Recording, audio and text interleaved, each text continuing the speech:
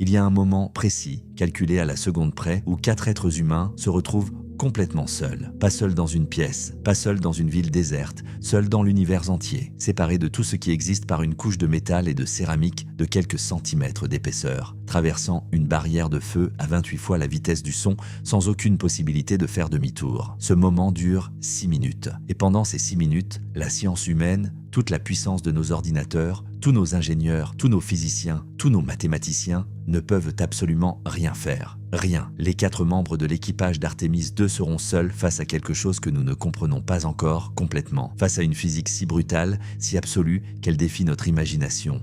Ce que tu vas découvrir ce soir va changer ta façon de regarder le ciel. Pas parce que c'est beau, parce que c'est terrifiant. Dans ce voyage, on va explorer 3 mystères que la NASA préfère ne pas mettre en première page. Premier mystère, pourquoi ces 6 minutes précises représentent la zone de danger la plus mal comprise de tout le programme spatial humain? Et pourquoi les ingénieurs utilisent encore des modèles mathématiques incomplets pour les calculer? Deuxième mystère, ce qui se passe réellement autour de la capsule pendant la rentrée atmosphérique. Un phénomène si violent et si étrange que même la physique moderne ne parvient pas à le simuler entièrement avec précision. Troisième mystère, ce que la rentrée d'Artemis 2 révèle sur notre place dans le cosmos, sur la fragilité absurde d'une espèce qui a décidé de quitter sa planète avec des outils encore imparfaits, poussés par quelque chose qui ressemble moins à de la science qu'à une pulsion de survie collective. Tu vas découvrir quelque chose ce soir qui va te tenir éveillé. Pas parce que c'est une théorie du complot, pas parce que quelqu'un cache quelque chose, mais parce que la vérité, la vraie, la vérité scientifique, documentée et mesurée, est infiniment plus troublante que n'importe quelle fiction.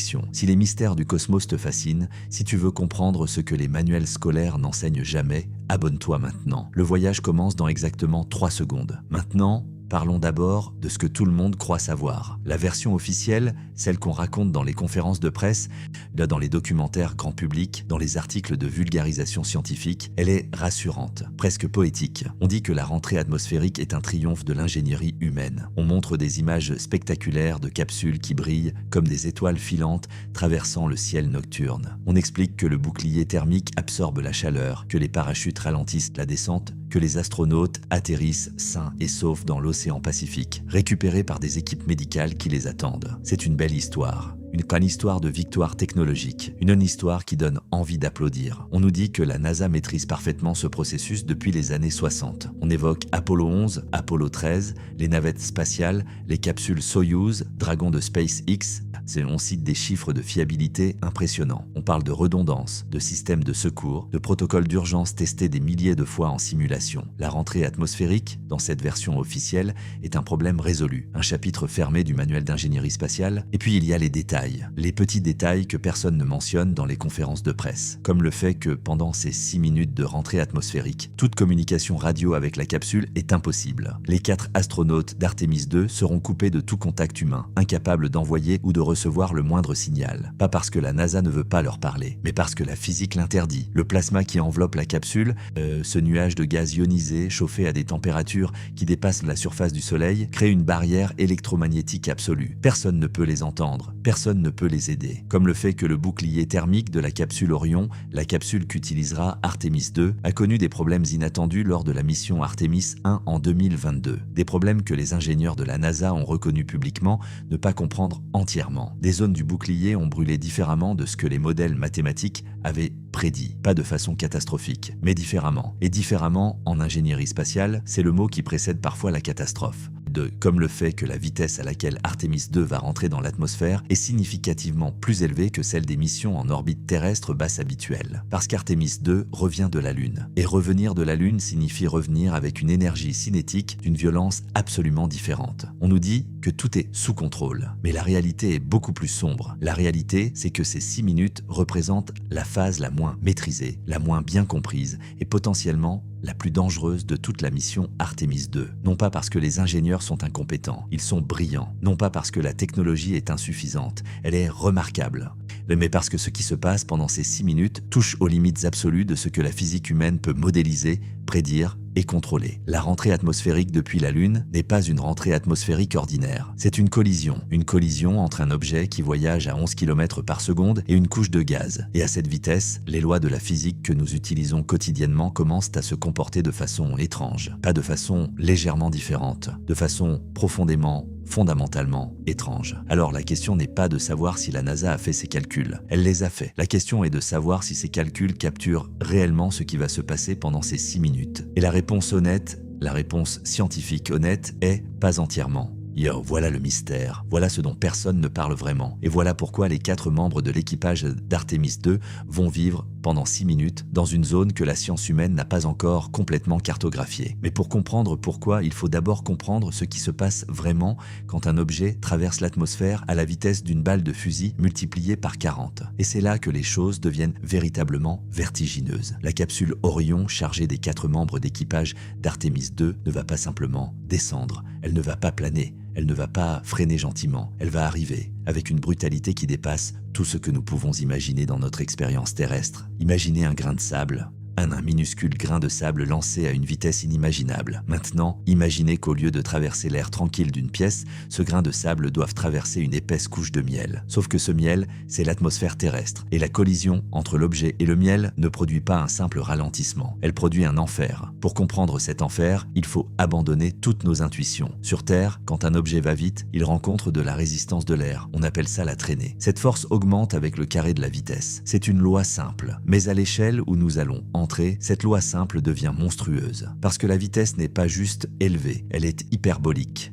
La capsule Orion va pénétrer les couches hautes de l'atmosphère à une vitesse de près de 11 km par seconde. 11 km chaque seconde. Pour donner une échelle, à cette vitesse, vous pourriez traverser la France de Calais à Perpignan en moins d'une seconde. Vous la traverseriez en un clin d'œil. À cette vitesse, les molécules d'air qui se trouvent sur le chemin de la capsule n'ont absolument pas le temps de s'écarter. Elles n'ont pas le temps de former un flux aérodynamique, un courant. Elles sont littéralement piégées, écrasées contre le bouclier thermique. L'impact n'est pas moléculaire, il est atomique. L'énergie cinétique de la capsule, cette énergie du mouvement qu'elle a accumulée en tombant depuis l'orbite lunaire, est si colossale qu'elle doit être dissipée. Et la seule façon de la dissiper, c'est de la transformer en chaleur. C'est là que commence le premier phénomène visible mais si mal compris, la formation du plasma. Le mot plasma évoque peut-être le sang ou quelque chose de fluide. En physique, le plasma est le 4e état de la matière, après le solide, le liquide et le gaz. C'est un gaz tellement chauffé que ses atomes perdent leurs électrons. Il devient une soupe chaotique de noyaux atomiques chargés positivement et d'électrons libres chargés négativement. C'est un état de la matière extrêmement énergétique et surtout conducteur d'électricité. Quand le nez d'Orion frappe l'atmosphère, l'air devant lui n'a pas d'autre choix que de se comprimer, violemment, instantanément.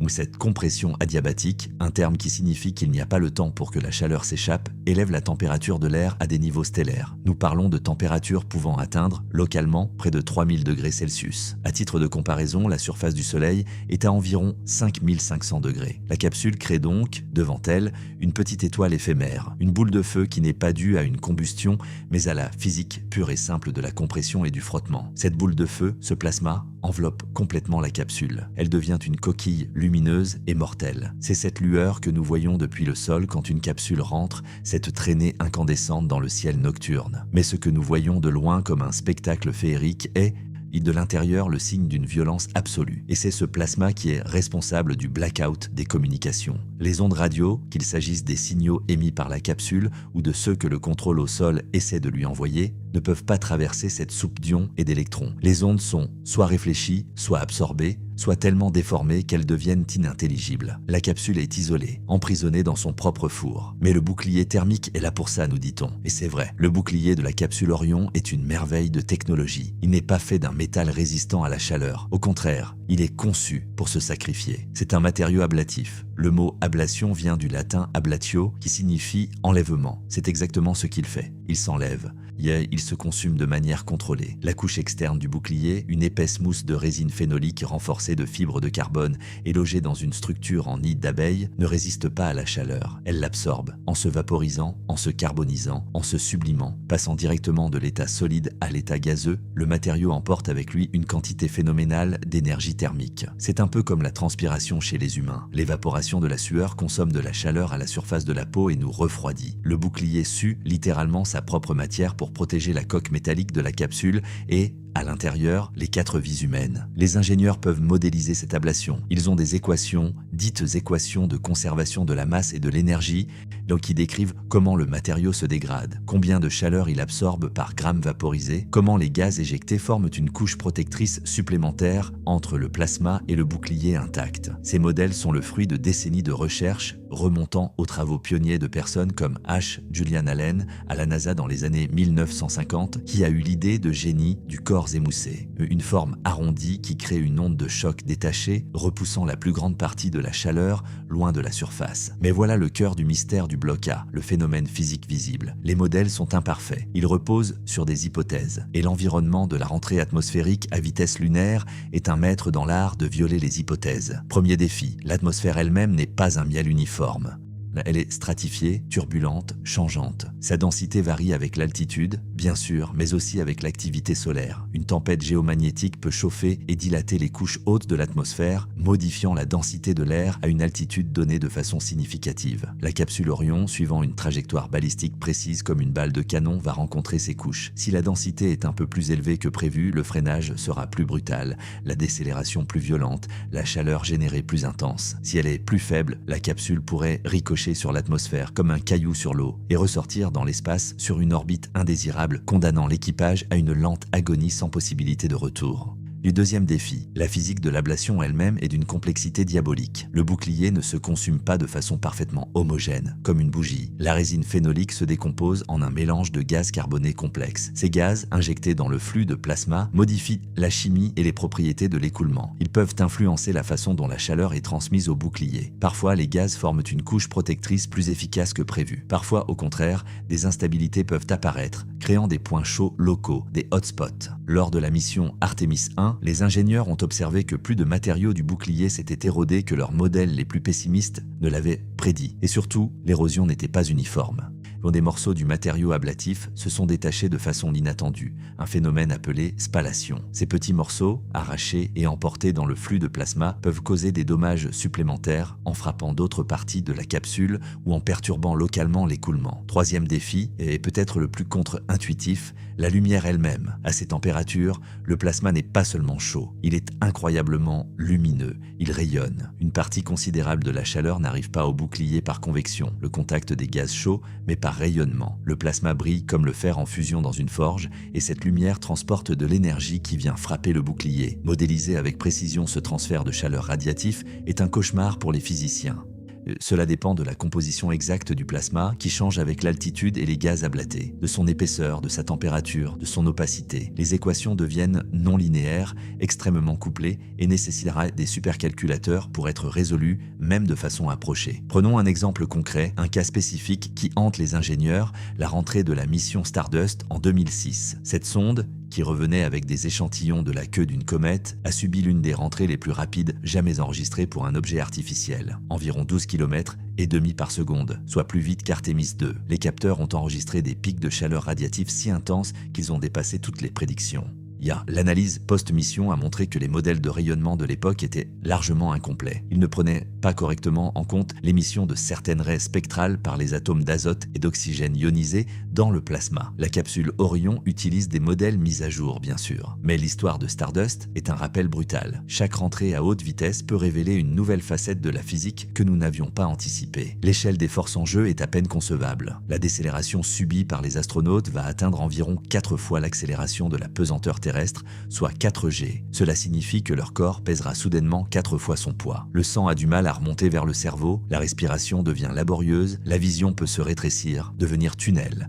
Mais c'est gérable, entraîné. C'est une force massive, constante, qui écrase le corps contre le siège. Maintenant, imaginez que sur cette force énorme mais régulière se superposent des vibrations. Pas des petites secousses, des vibrations induites par l'écoulement du plasma, par les instabilités aérodynamiques à la surface du bouclier. Ces vibrations, si elles atteignent une fréquence de résonance avec la structure de la capsule, pourraient amplifier les contraintes mécaniques de façon imprévisible. C'est un problème bien connu en aérospatial, le couplage fluide-structure. La capsule n'est pas un bloc rigide.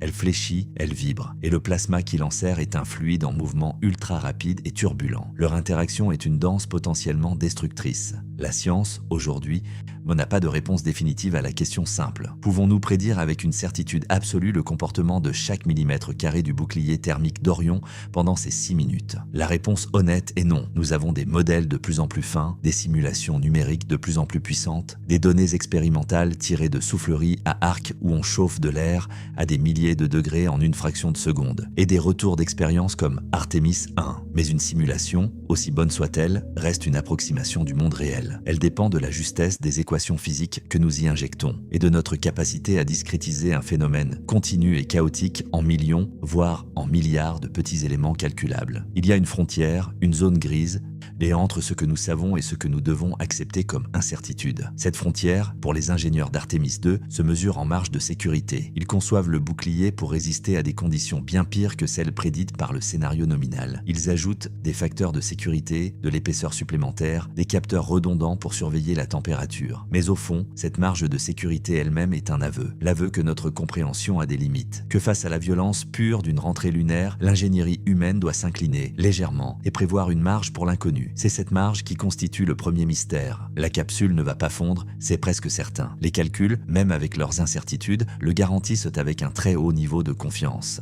Mais ce qui se passe à l'interface entre le plasma et le bouclier, dans la microphysique de l'ablation, dans la dynamique des instabilités, reste en partie un territoire inexploré. Un territoire que 4 êtres humains vont traverser, blindés de technologie, mais traverser quand même. Ils seront les sujets d'une expérience de physique à l'échelle 1 pour 1, dont les données récoltées par les centaines de capteurs d'Orion serviront à affiner les modèles pour les missions suivantes. Mais pendant l'expérience, ils en seront les cobayes involontaires. Alors, quand on dit que la rentrée est un problème résolu, on a raison à 99,9%. Mais en ingénierie spatiale, et surtout quand des vies humaines sont en jeu, c'est le 0,1% restant qui occupe 99,9% des pensées des ingénieurs. Ce dixième de pourcent d'inconnu, c'est l'ombre dans laquelle peuvent se cacher les phénomènes non linéaires, les effets de seuil, les surprises. La physique du phénomène visible de cette boule de feu spectaculaire est donc à la fois une science mature et une science vivante, qui doit encore affronter le test ultime d'une rentrée habitée depuis la Lune. Artemis 2 sera ce test, et c'est pourquoi ces 6 minutes sont bien plus qu'une simple procédure de retour. C'est une plongée délibérée dans les limites de notre savoir. Le bouclier thermique d'Orion, dans sa majesté sacrificielle,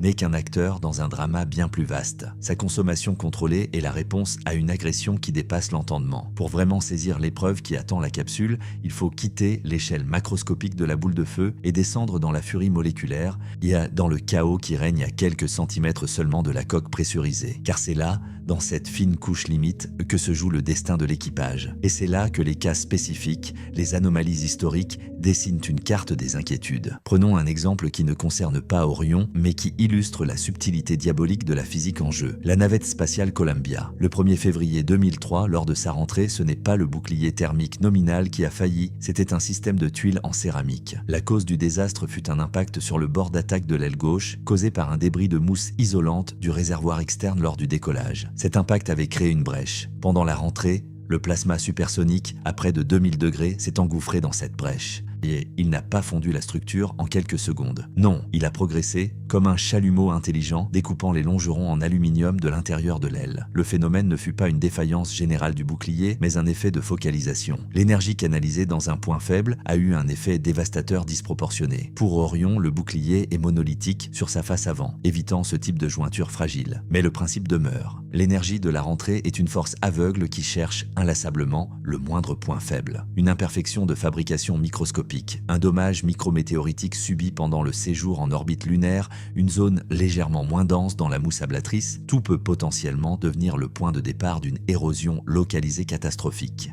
Lors d'Artemis 1, les ingénieurs ont eu la surprise de voir des fragments se détacher. Ce phénomène de spallation avait été observé lors de tests au sol, mais à une échelle bien moindre. Sur le bouclier volant à travers l'enfer, il s'est produit avec plus d'intensité. Pourquoi? Les hypothèses vont bon train. Peut-être des bulles de gaz piégées dans la résine lors de la fabrication qui ont explosé à la chaleur. Peut-être des contraintes thermiques différentielles créant des micro-fissures. Peut-être l'interaction complexe entre les gaz éjectés et le flux de plasma principal, créant des tourbillons qui arrachent mécaniquement mécaniquement des morceaux. Chaque fragment qui part emporte avec lui un peu de la protection. Mais pire, ces fragments, eux-mêmes devenus des projectiles incandescents, sont renvoyés par le flux et viennent marteler d'autres zones du bouclier ou pire, la paroi arrière de la capsule. Le bouclier d'Orion est conçu pour résister à ce backshell impact. Mais l'histoire de Columbia nous enseigne la prudence. Un système peut être parfait dans sa conception et succomber à un scénario d'interaction complexe que personne n'avait pleinement imaginé. Maintenant, transposons cela au contexte spécifique d'Artemis II. La mission n'est pas d'un simple aller-retour. Après le décollage, l'équipage va d'abord se mettre en orbite terrestre, puis allumer son moteur pour une injection translunaire. Ils vont passer plusieurs jours en voyage vers la Lune, effectuer une orbite autour d'elle et revenir. Pendant tout ce temps, la capsule, et notamment son bouclier, est exposée à l'environnement spatial. D'art les impacts de micrométéoroïdes, ces poussières spatiales de la taille d'un grain de sable mais voyageant à des dizaines de kilomètres par seconde, sont une menace permanente. La capsule possède une couche de protection contre ces impacts, mais aucun bouclier n'est invulnérable. Un impact pourrait créer un cratère microscopique, ou pire, une fissuration sous la surface. Pendant la rentrée, ce point endommagé deviendrait un site privilégié pour le début d'une érosion accélérée. Les contrôleurs au sol inspecteront le bouclier via des caméras avant la rentrée, mais ils ne pourront pas voir sous la surface. Une fois encore, nous entrons dans le domaine de l'incertitude et des marges de sécurité. Mais le phénomène physique ne se limite pas à la chaleur, il y a aussi la pression dynamique.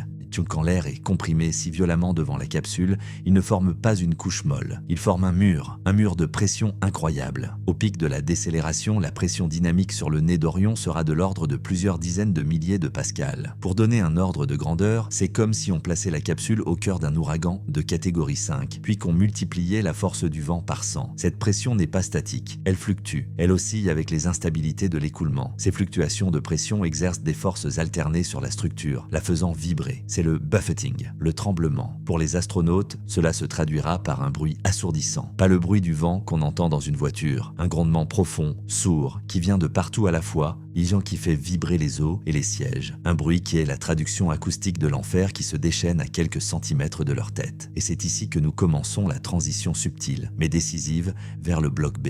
Parce que toute cette énergie, thermique, cinétique, acoustique, n'est pas seulement un spectacle ou un défi d'ingénierie, elle représente un potentiel destructeur de magnitude planétaire canalisé sur un objet de la taille d'un petit camion. La rentrée d'Artemis II est un micro-événement à l'échelle cosmique, mais elle nous ouvre une fenêtre de compréhension sur des processus qui, ailleurs dans l'univers, ne se jouent pas à l'échelle d'une capsule, mais à l'échelle d'étoiles, de galaxies, de nuages de gaz interstellaires.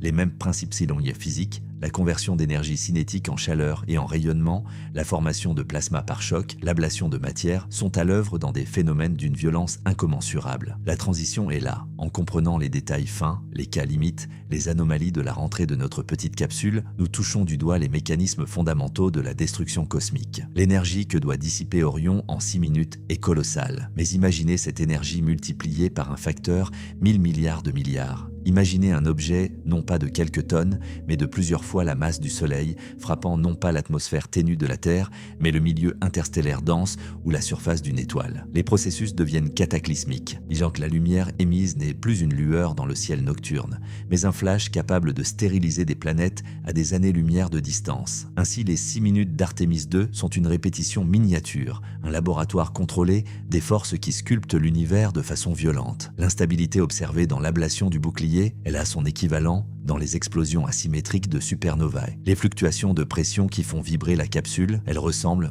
dans leur nature, aux ondes de choc qui parcourent les nébuleuses après l'explosion d'une étoile, comprimant le gaz et déclenchant la formation de nouvelles étoiles dans un cycle de destruction et de création. Le blackout radio causé par le plasma, c'est le même phénomène qui nous cache le centre de notre propre galaxie, où un plasma turbulent entoure le trou noir supermassif Sagittarius A étoile. Mais avant de contempler ses implications cosmiques, il faut achever de comprendre l'épreuve physique elle-même. Car il y a un dernier acteur dans ce drame, souvent oublié mais crucial, la trajectoire. La capsule ne tombe pas à la verticale. Elle arrive avec un angle appelé angle d'interface. Cet angle est trop profond, au-dessus de moins 5,2 degrés par rapport à l'horizontale locale pour être précis, et la décélération devient trop brutale. Léger trop élevé pour que des humains survivent. Le flux thermique dépasse les capacités du bouclier. Trop shallow, en dessous de moins 5,4 degrés. Et la capsule ne freine pas assez. Elle ricoche sur l'atmosphère comme le caillou sur l'eau et repart dans l'espace. Sans moteur pour corriger son orbite, Elle serait piégée sur une orbite elliptique autour de la Terre,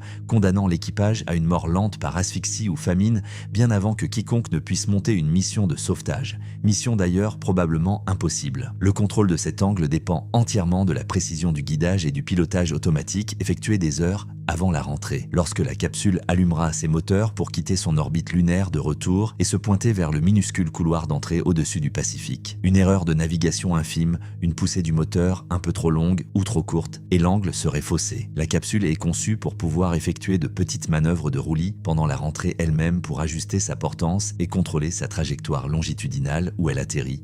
Mais sa capacité à corriger un mauvais angle d'entrée est très limitée. Une fois engagée dans la descente, la physique prend le relais. C'est un engagement irréversible. Voilà donc le tableau complet du phénomène physique. Une capsule lancée comme une balle de canon, devant viser un couloir atmosphérique de moins de 1 degré de large, pour y subir une compression violente de l'air générant un plasma stellaire, dont la chaleur est absorbée par la lente vaporisation d'un bouclier dont le comportement microscopique recèle encore des mystères, le tout dans un vacarme assourdissant et sous des forces de plusieurs G coupées du monde pendant 6 minutes.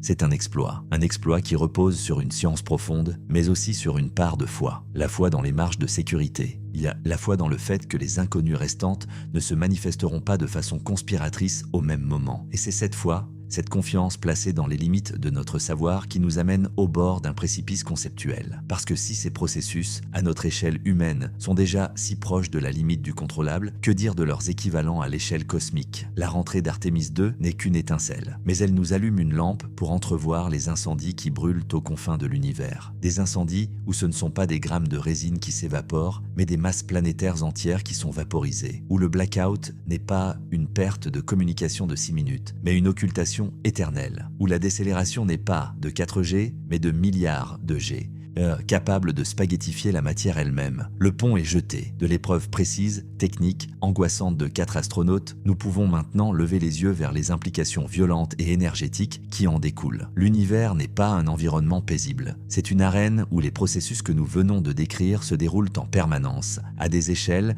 qui réduisent notre propre drame à une note de bas de page. Mais c'est une note de bas de page essentielle, car c'est en la déchiffrant que nous commençons à lire le livre brutal de la cosmologie. Si l'on prenait l'énergie dissipée par la capsule Orion pendant ces 6 minutes d'enfer et qu'on pouvait la libérer d'un coup, en une seule microseconde, on obtiendrait une explosion équivalente à plusieurs kilotonnes de TNT. Une petite bombe nucléaire, mais cette énergie, Orion la libère avec grâce sur une durée et une surface qui permettent la survie. L'univers, lui, n'a pas toujours cette élégance. Il y a des endroits, des événements où cette conversion d'énergie cinétique en chaleur et en rayonnement ne se fait pas avec la lenteur calculée d'un bouclier ablatif. Elle se fait dans la détonation pure, dans un éclair de violence absolue qui défie toute métaphore terrestre. Nous quittons maintenant le couloir étroit de la survie pour entrer dans le domaine des cataclysmes cosmiques, où les processus esquissés par Artémis II deviennent les principaux acteurs de la destruction et de la transformation à l'échelle galactique. Prenons un phénomène précis, catalogué, mesuré. Les sursauts gamma, ce sont les événements électromagnétiques les plus lumineux de l'univers depuis le Big Bang.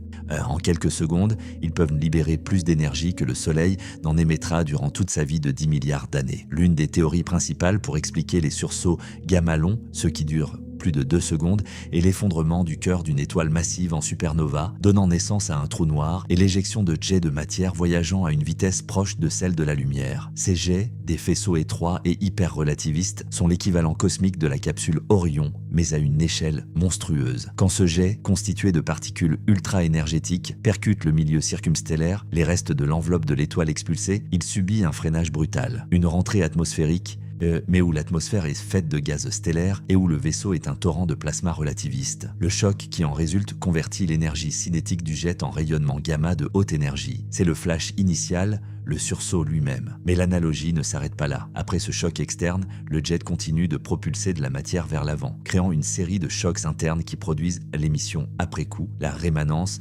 observée dans les rayons X, l'optique et les ondes radio. Cette rémanence, c'est l'équivalent du plasma qui continue de briller autour d'Orion après le pic de chaleur, mais qui dure des jours ou des semaines au lieu de quelques minutes. Si un tel jet était pointé vers la Terre et situé dans notre galaxie, l'énergie reçue serait suffisante pour détruire la couche d'ozone. Dès déclencher une extinction de masse par radiation et refroidissement climatique. Heureusement, les jets sont étroits et les événements proches rares. Mais ils existent. Le sursaut gamma-G RB 190-114C, détecté en 2019, a libéré des photons d'une énergie de l'ordre du téraélectronvolt, des milliards de fois plus énergétique que la lumière visible. C'est la violence pure, une rentrée atmosphérique cosmique dont le bouclier thermique serait une planète entière vaporisée en un instant. Un autre exemple, plus proche de nous dans l'espace mais tout aussi violent dans son principe, l'impact de la comète Shoemaker-Levy 9 sur Jupiter en juillet 1994. Ici, ce n'est pas une capsule, mais des fragments de comètes de plusieurs kilomètres de diamètre qui ont percuté l'atmosphère jovienne à 60 km par seconde. La séquence des événements est un miroir grossissant et accéléré de la rentrée d'Orion. D'abord, la pénétration dans les hautes couches atmosphériques avec un échauffement phénoménal et la formation d'un panache de plasma incandescent. Ensuite, l'explosion en profondeur libérant une énergie colossale équivalente à des millions de mégatonnes de TNT. Le plus gros fragment, le fragment G, a libéré une énergie estimée à 6 millions de mégatonnes, soit 600 fois l'arsenal nucléaire mondial. Cette explosion a créé des cicatres dans l'atmosphère de Jupiter plus grandes que la Terre, visibles pendant des mois. L'équivalent du backshell d'Orion recevant des impacts de fragments ablatés était, ici, l'atmosphère supérieure de Jupiter elle-même, soulevée et éjectée dans l'espace par le panache de l'explosion. Cet événement fut un rappel brutal. Notre système solaire est un champ de tir où de tels impacts sont fréquents à l'échelle géologique. La rentrée d'Orion est un exercice de contrôle. L'impact d'un corps céleste est son équivalent incontrôlable et apocalyptique. Mais la violence cosmique ne nécessite pas toujours un impact. Parfois, c'est l'environnement, lui-même qui est le four. Plongeons vers le centre de notre galaxie, vers Sagittarius A étoile, le trou noir supermassif d'environ 4 millions de masses solaires. La matière, gaz, poussière, étoile qui s'en approche trop près est capturée par son immense gravité.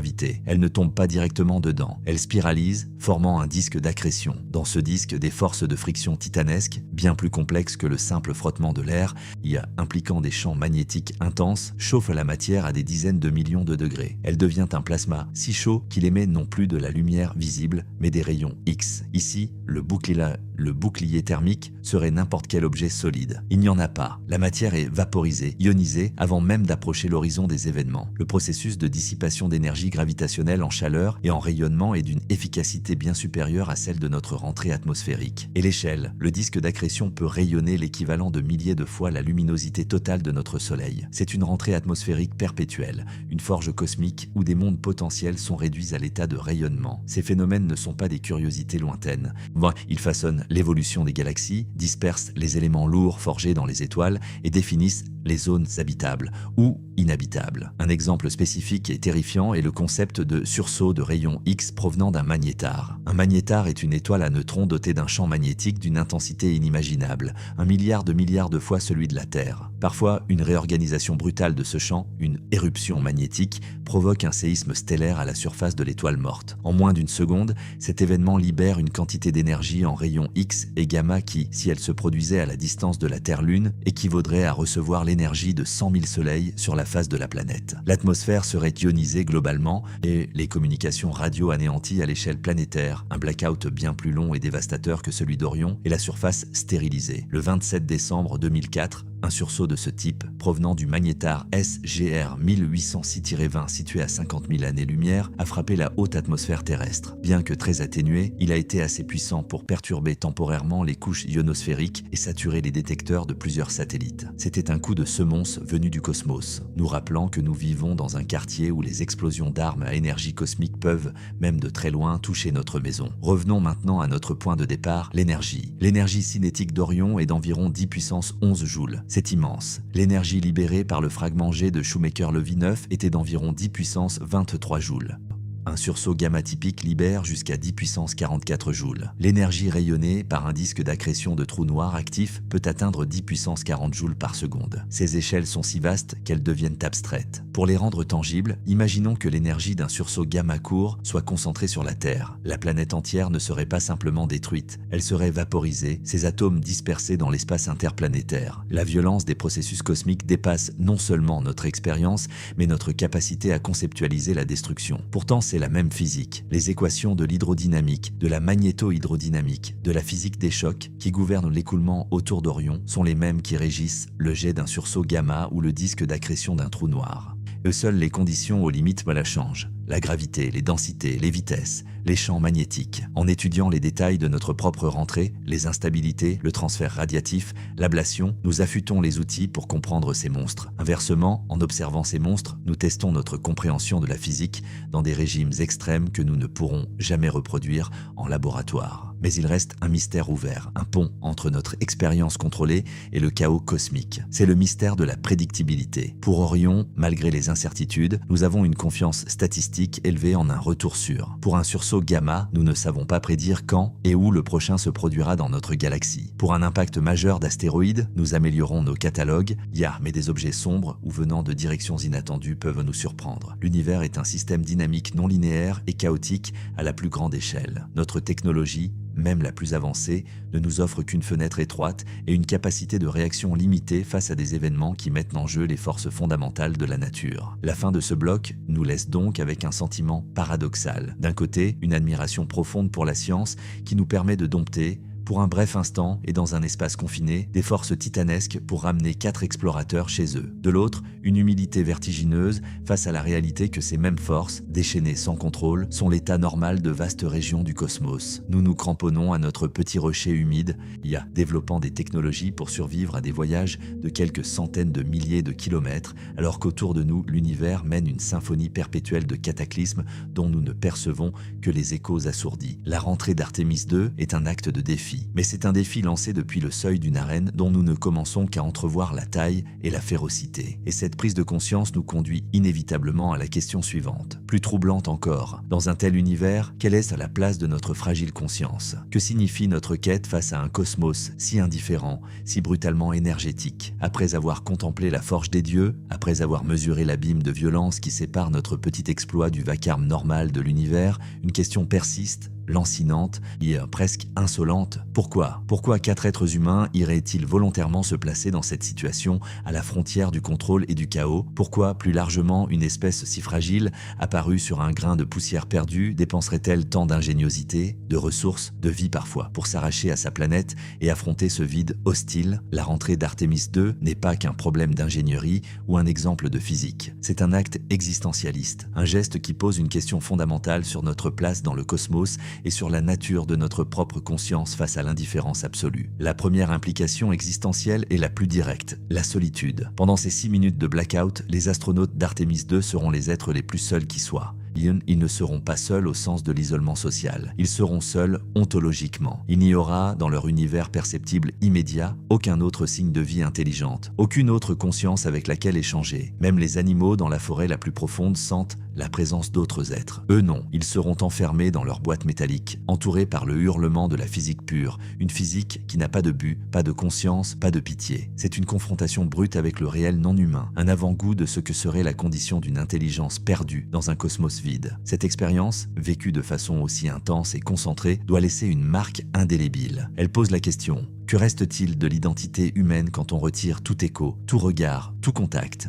Quand on n'est plus qu'une pensée flottant dans une coquille soumise aux lois aveugles de la thermodynamique. Cela nous amène à la grande question, le fantôme qui hante toute l'exploration spatiale. Sommes-nous seuls? La quête d'Artémis, et au-delà de Mars, est souvent présentée comme une quête de connaissances, de ressources, de prestige. Mais son moteur profond, c'est peut-être la recherche d'une réponse à cette question. Si nous trouvons ne serait-ce que des microbes fossiles sur Mars ou dans les océans d'Europe, l'univers change du tout au tout. Il passe d'un désert stérile à un jardin potentiel. La vie ne serait plus un accident unique, mais un phénomène probable. L'humanité ne serait plus un miracle orphelin, mais peut-être un membre, même très jeune, d'une communauté cosmique. Inversement, donc si après avoir exploré notre système solaire et pointé nos télescopes vers des milliers d'exoplanètes, nous ne trouvons rien, la conclusion sera tout aussi profonde. Nous serions peut-être seuls, ou du moins, la vie intelligente serait si rare, si éphémère, si facilement balayée par les cataclysmes que nous venons d'évoquer, qu'elle en deviendrait d'une valeur inestimable et d'une tristesse infinie. La rentrée d'Artémis II est un microcosme de ce dilemme. C'est un acte d'une audace folle, qui affirme la volonté de survivre, de persister, de revenir. Mais c'est aussi un acte qui se déroule dans le silence radio. Nous lançons un message dans l'univers, la mission elle-même, et pendant les moments les plus critiques,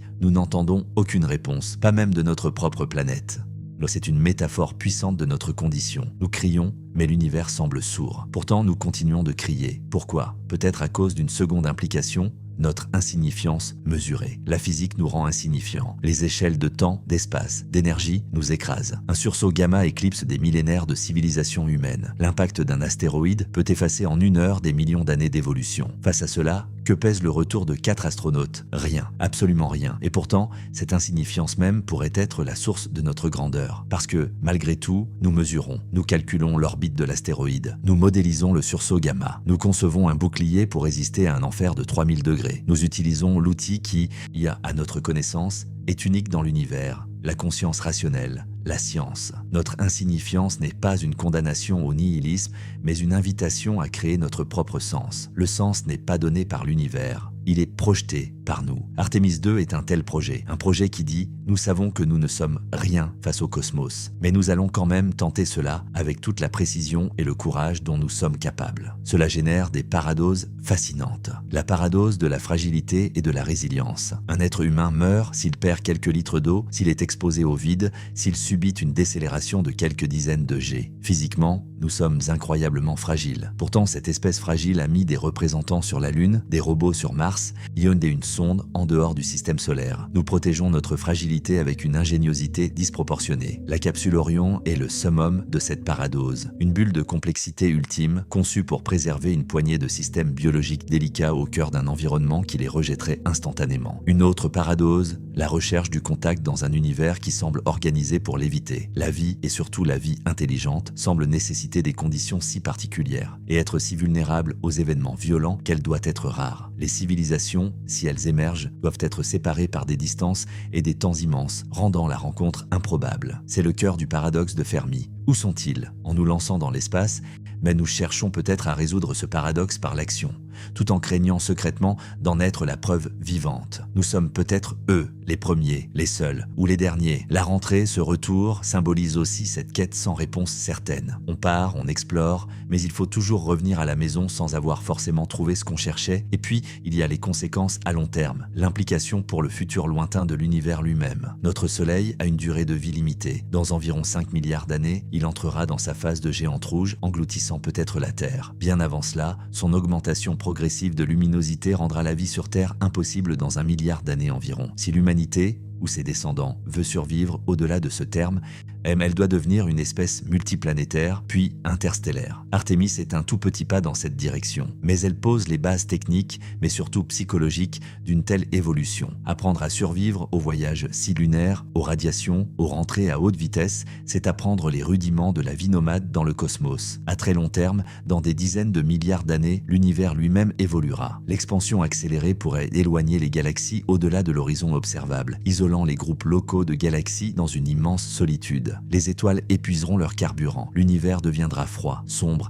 et de plus en plus inhospitalier. Dans ce contexte, les projets comme Artemis semblent dérisoirement précoces, ou infiniment précieux. Les premières tentatives d'une espèce peut-être destinée à être le témoin et l'acteur de cette longue et lente agonie cosmique. Finalement, la rentrée d'Artemis 2 nous confronte au mystère de notre propre conscience. Pourquoi un amas de matière organisée, issu de la poussière d'étoiles, développe-t-il le désir de retourner vers ces étoiles? Pourquoi éprouvons-nous de l'émerveillement face au cosmos, mais aussi de l'angoisse face à son immensité et sa violence? La science explique les mécanismes du cerveau, l'évolution des instincts de curiosité et d'exploration. Mais elle n'explique pas pleinement le sentiment, l'expérience subjective de se tenir sur une plage, de regarder la Lune et de se dire « je veux y aller et je veux revenir ». Non, ce désir est peut-être la caractéristique la plus étrange et la plus définitive de notre espèce. Il est le moteur qui transforme la peur de la rentrée en un défi à relever, l'insignifiance en une motivation et la solitude cosmique en une quête de compagnie. Le mystère ouvert de ce bloc est donc le suivant. Cette quête a-t-elle un sens en dehors de nous-mêmes? L'univers indifférent enregistrera-t-il notre passage? Les atomes de notre bouclier thermique vaporisé se disperseront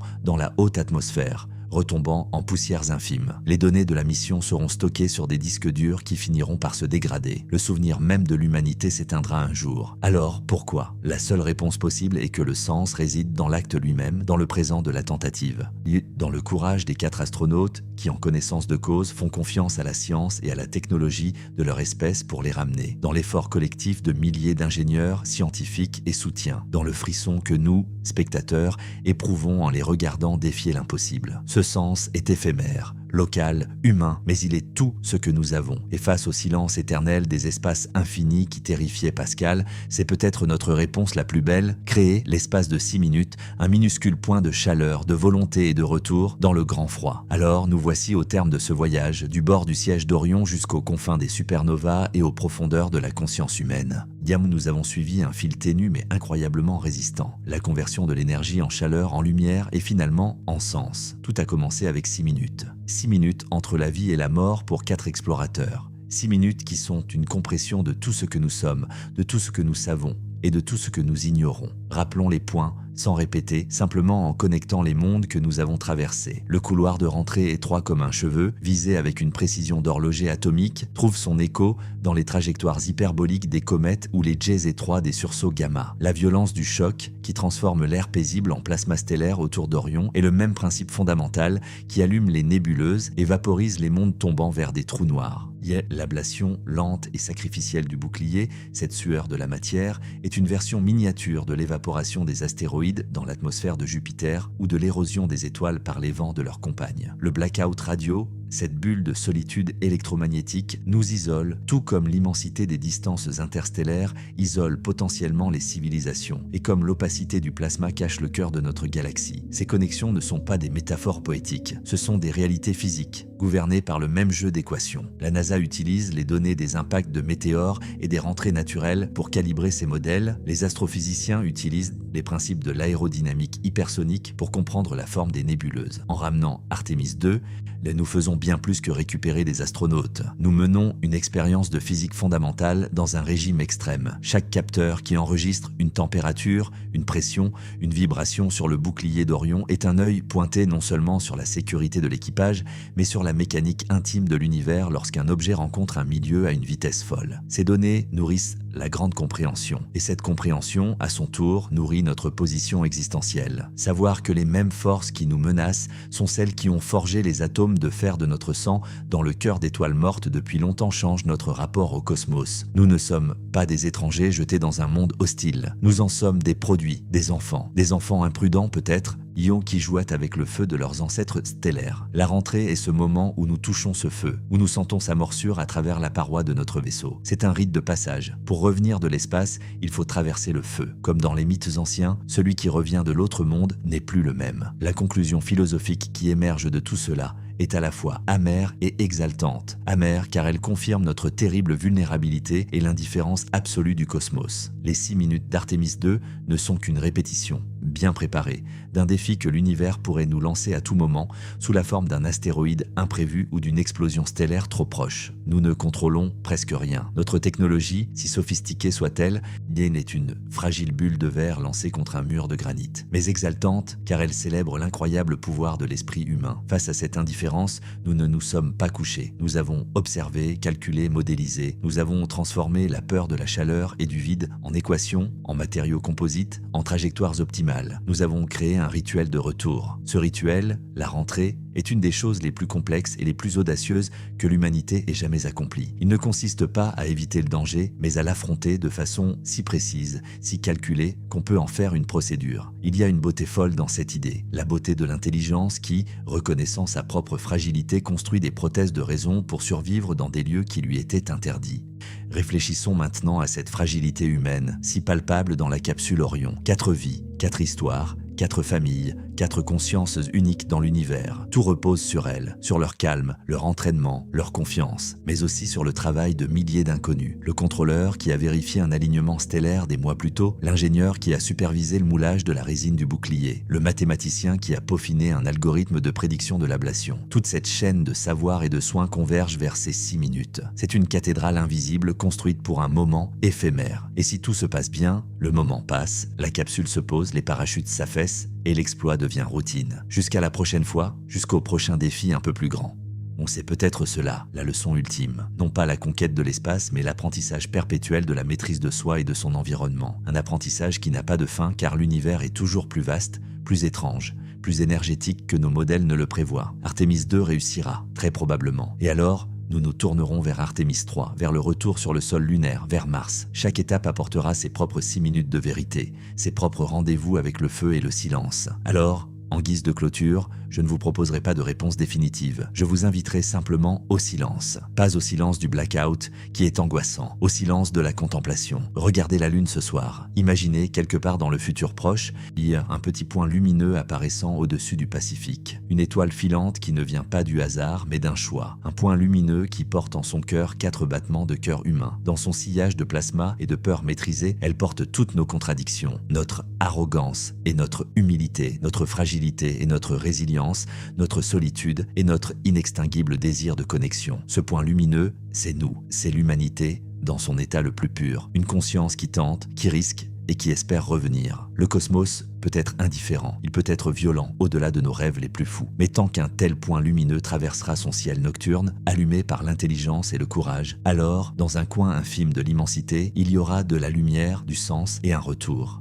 L'aventure ne fait que commencer, et les plus grands mystères ne sont pas ceux que nous affrontons dans le feu de la rentrée, mais ceux que nous portons en nous et qui nous poussent encore et encore à braver le feu pour revenir et raconter. Merci d'avoir voyagé jusqu'ici, dans ces territoires où la lumière met des millions d'années à nous parvenir et où nos pensées tentent de suivre une étincelle dans la nuit, avant de vous laisser seul face au ciel étoilé ou peut-être face à votre propre reflet dans la fenêtre noire de la nuit. Permettez-moi de prolonger un peu cet instant, comme on reste sur le seuil, à regarder l'horizon après une longue histoire. Ce que nous avons parcouru ensemble n'était pas qu'une suite de faits ou de théories. C'était une invitation à ressentir ce frisson particulier, celui qui naît quand on comprend, je ne serait-ce qu'un instant, à quel point tout ceci, le balai des planètes, le rugissement silencieux des nébuleuses, le silence assourdissant du vide, est à la fois terrifiant et magnifique. Et à quel point le geste de l'humain qui ose y plonger un doigt, puis la main, puis tout son être, est un acte d'une folle beauté. Artémis II, ses 6 minutes, ses 4 visages derrière les visières,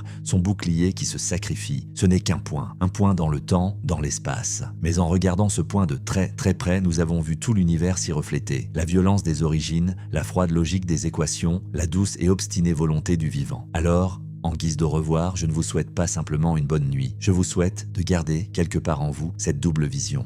Celle qui voit à la fois la fourmi que nous sommes, écrasée par l'immensité, et le géant que nous pouvons être, capable de mesurer cette immensité et de choisir, malgré tout, d'y aller, de s'y frotter et d'en revenir. La prochaine fois que vous verrez une étoile filante, souvenez-vous, ce n'est peut-être pas qu'un caillou qui brûle. C'est peut-être le fantôme d'un futur retour, la trace d'un vaisseau qui n'existe pas encore, le sillage d'un courage qui est peut-être notre destin le plus profond. Nous sommes peut-être, au fond, une espèce dont l'histoire ne sera pas écrite dans la pierre de sa planète, mais dans la lumière qu'elle laissera derrière elle en traversant le noir. Le canal reste ici, veilleur discret dans la pénombre numérique. Il y aura d'autres mystères, d'autres vertiges, d'autres récits à déplier. Et parce que le cosmos ne finit pas de nous questionner, et que tant qu'une question tremblera dans l'air, nous serons là, ensemble, pour tenter d'y écouter un début de réponse. Prenez soin de vous, là-bas, sur ce petit point bleu pâle. Et n'oubliez pas de lever les yeux de temps en temps, pas avec peur, avec cette curiosité têtue qui est notre véritable vaisseau spatial. Elle n'a pas besoin de bouclier thermique, elle n'a besoin que d'un peu de notre attention et de notre courage. À très bientôt pour la prochaine plongée dans l'inconnu. Bonne nuit, bonne rêverie et bon voyage, où que vos pensées vous emportent.